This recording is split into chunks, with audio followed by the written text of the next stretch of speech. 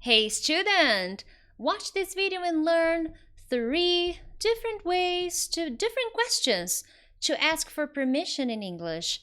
Coming up.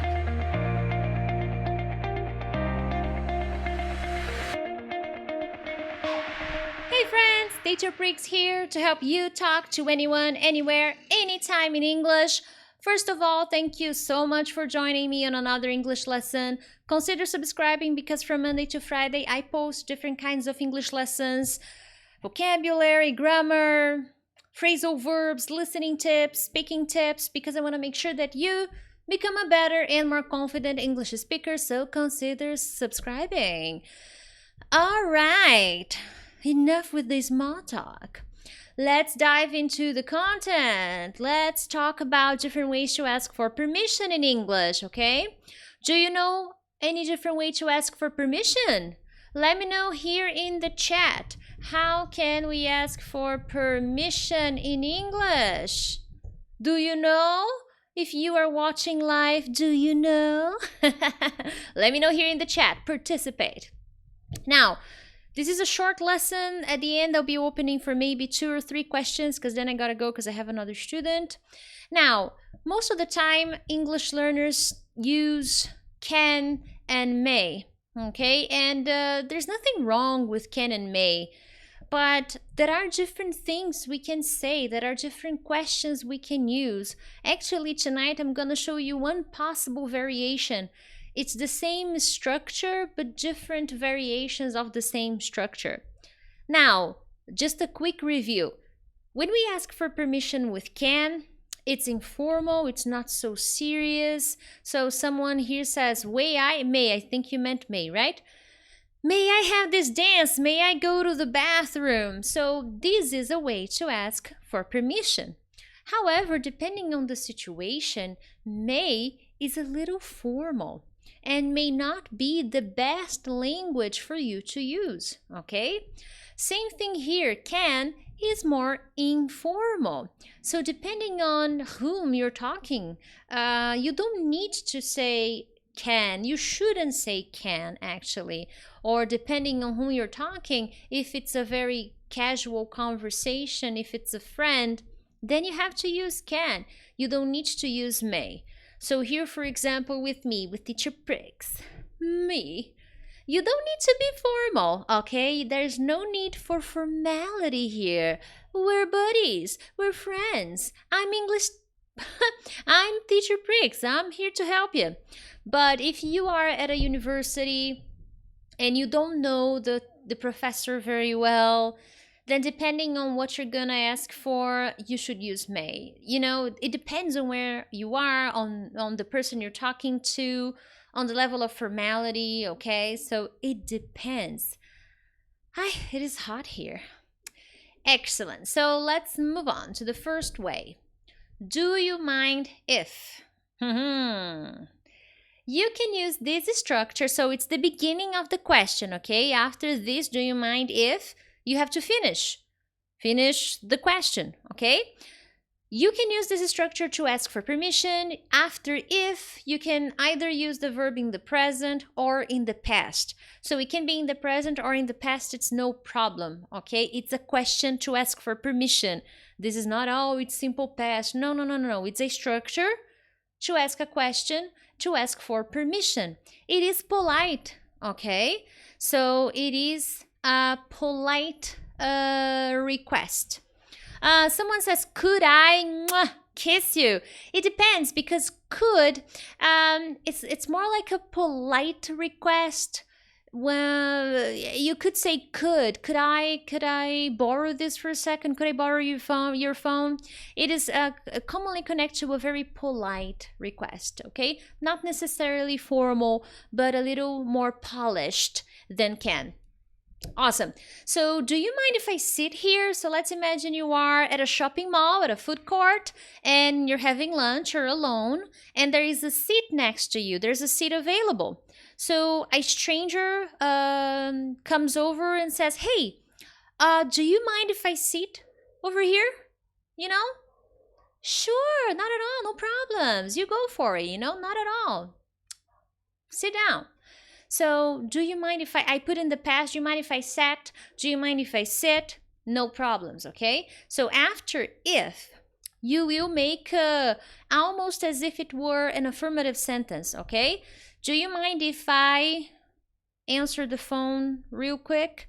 Maybe it's my boss and I'm having an important meeting with my boss, and then his phone rings. So he looks at me, Priscilla, I'm sorry, do you mind if I take this? Answer the phone, okay? Do you mind if I take this? No, no problems. Go. So, of course, if it's the boss, it's fine, right?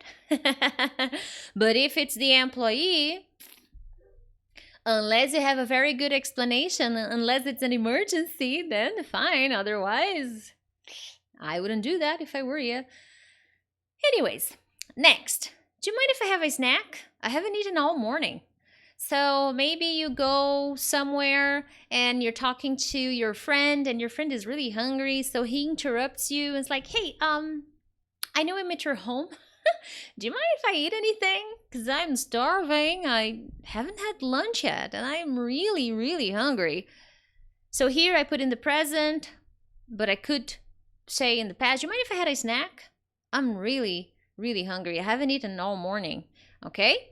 Now, usually with these questions, when you answer in the negative, okay? Because it's fine. This is a good answer, but it's no, okay? Hey, do you mind if I sit here? No, no problems. Go for it, okay? Do you mind if I close the window? It's really cold in here. No, go ahead. Okay, so you usually answer with no, and then you can say something else. Like here, I say an expression. No, go ahead. Go for it, okay? Excellent. Did you know this expression? Let me know here in the chat. Did you know this expression? Yes, no. Let me know. Awesome. And as usual, hit the like button because that really supports the channel. Moving on. Next. As I told you, I'm going to use if in all the phrases. It's a structure that is very common when I want to ask for permission. Now, here I'm saying, is that okay? I could say, is that okay if, or is it okay if? Both variations are possible, okay? So is that okay if? Is it okay if? This is a little bit more informal, okay? So hey, is it okay if I use your phone? It's 2 minutes. I just need to check something. Of course, I don't mind. Sure, it's okay. It's okay. So, is it okay if I use your phone? Sure, it's fine.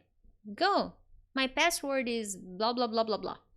Is it okay if I bring your books tomorrow? So maybe I'm with a friend at school and he lent me his books. And I was supposed to bring back, but I couldn't. Maybe I couldn't finish the exercises, or I couldn't finish using his books. So I say, hey, is it okay if I bring your books back tomorrow, please? Of course, it's fine. No worries. Now remember, this is a little more informal, okay? So watch out for whom you use this, okay? So be careful with whom you use it, okay? That's all I'm trying to say. So if it's your boss, I wouldn't use is that okay if, unless you have a very close relationship with your with my boss. If I have a close relationship, no problems. Is that okay if I use your Wi-Fi? No, it's not okay. Go to your Wi-Fi place. Oh boy, it's fine. You can use my Wi-Fi if you find it. But it's a good question. Hey, is it okay if I use your Wi-Fi? Usually then again here it depends on the situation, okay, Fabiana? You could, depending on the person you're talking to, you could say, hey, what's your Wi-Fi password? Yo, can I get your Wi-Fi password? I wouldn't necessarily use is that okay if, unless unless you don't know the person very well, okay? Very nice, very nice. And the next example here, is it okay if I bring along a friend?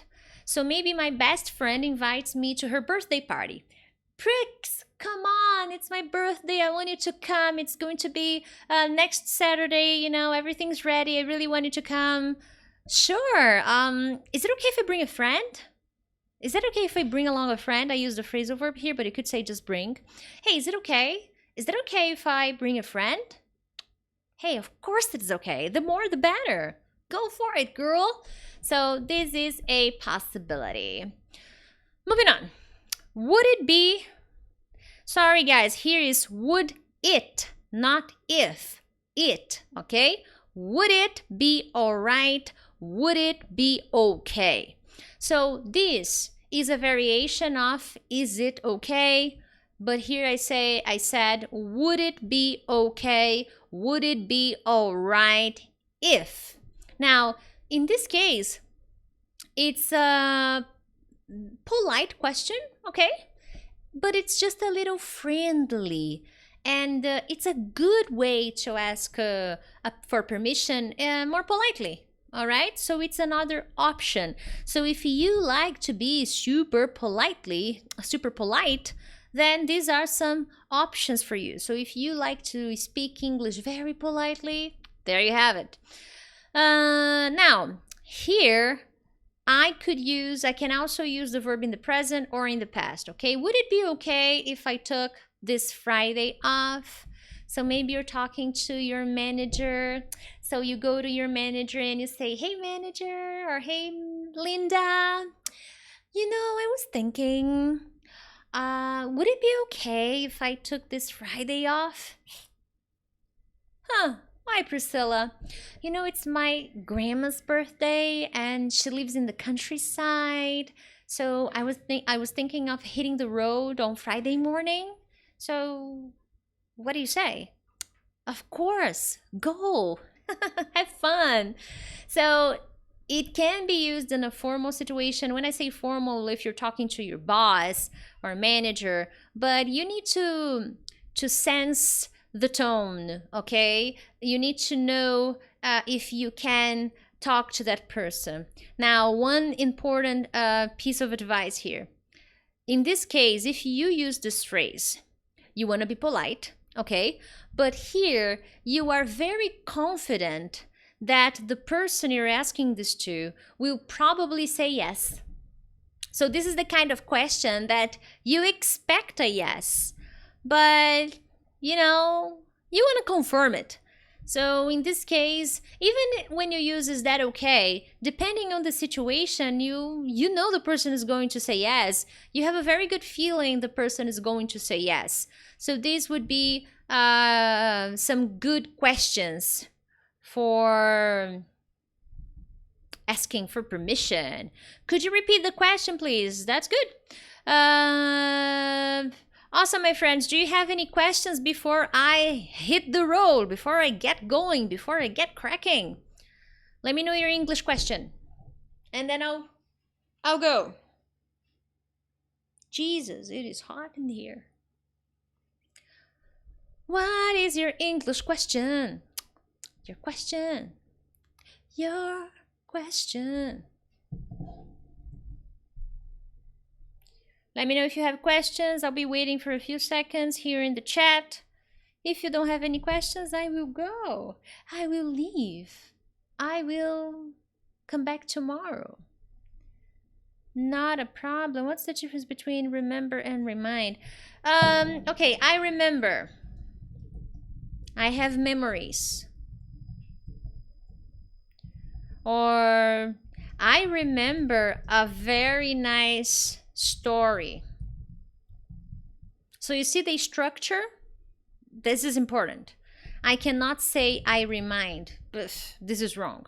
Now, remind is when something helps you remember.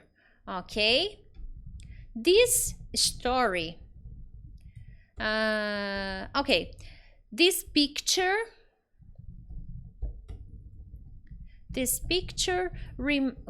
Singular. This picture reminds me of my childhood. So this picture makes me remember my childhood, makes me go back to my childhood.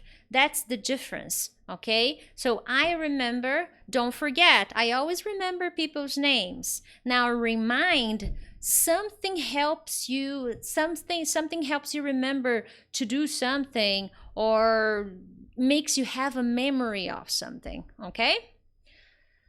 What do you think of textbooks? They're good if you know how to use them, okay? I love English books, course books, but if you don't know how to use course books, then they will become a nightmare. They will be painful, they will be annoying, they will be stressful, and they will make you feel frustrated. That's why it is really important to know how to use them. I see many people buying grammar books, grammar in use from Oxford or Cambridge. Guys, if you don't know how to use those books, they will make you hate English, okay? So be very careful. But they're good, okay? Pretty much most popular course books in the market are good if you know how to use them to help you, okay? I'm studying Italian. Right now, I started having lessons with a teacher. I was studying by myself, but because I want to go to Italy, well, not now, obviously, for obvious reasons. I'm not going to Italy now. But before all of this happened, I got in touch with the Italian consulate, and I will need to do a test. It's a very specific test. It's almost like TOEFL. I don't know if you know the TOEFL test. So I will need to do a similar one in Italian. So because of this, I decided to do some classes with a teacher, because these tests are a little annoying to do. But I'm studying during the week. I still study by myself. And as I was saying, okay, when I'm studying by myself, I use course books, okay? I use 3 different books, but I use them strategically. Otherwise, they will become annoying and they will stress me out. So a course book is a tool, okay? It's going to assist you. It's like a compass, okay? It'll guide you on what to do, okay? Okay, is that okay if I ask your age? Hey, that's a very nice example, Christina. Is that okay if I ask your age? Very polite. I am 32. Hey, I'm feeling 22, but I'm feeling 32. I'm reading kids' books. Awesome, keep it up. American or Canadian language? Okay, remember, structure. Are you asking me a question? Because this is not a structure of a question. What's the difference between American and Canadian English? Is there a difference between American and Canadian English? Primarily, there's no difference in terms of grammar. Vocabulary may be something very small, okay, because it depends on the state, on the region. But all in all, the pronunciation may be a little bit different, okay? But nothing dramatic. No, it's fine. Canadians are awesome. How can we begin to learn English? Well, this is a tough question, because then I would have to ask you, are you a 100% beginner? Because then I will have one recommendation for you. Are you a false beginner? Then I will have a different recommendation for you. But basically, I think that for people who are false beginners, and I've talked about this here on my channel, you need to combine the exercise. You need to combine grammar, vocabulary, listening, reading, and speaking. Okay, so you need to combine the activities so that you can practice all these skills to help you improve all your skills in English so that you can become a better communicator. Okay, awesome. You look 23. That's amazing. I love that compliment. I know or I understand. Depends. Do you know? You know that you know that you know. Understand is when you finally have the comprehension of something. When you know, you don't need explanation. You know, okay? Pat, I'm learning Italian as well. That's awesome, Prado. Good for you. Italian is awesome. During